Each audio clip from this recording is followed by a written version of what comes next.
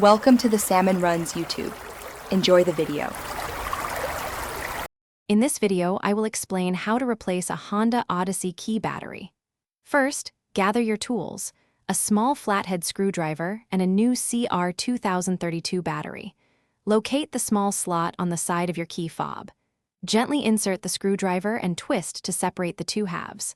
Once open, carefully remove the old battery. Now, take your new CR2032 battery. Make sure the positive side, usually marked with a plus sign, is facing upwards when you insert it. Gently press the battery into its slot.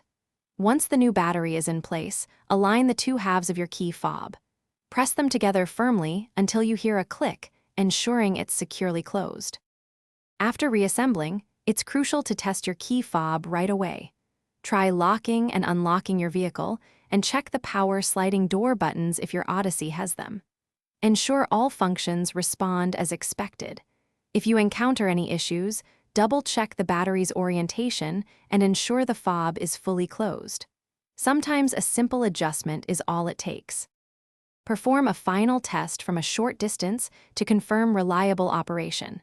Your key fob should now be fully functional, providing seamless access and control for your Honda Odyssey. Remember, a fresh battery ensures consistent performance. Also, make meal prep easy with these leak-proof containers.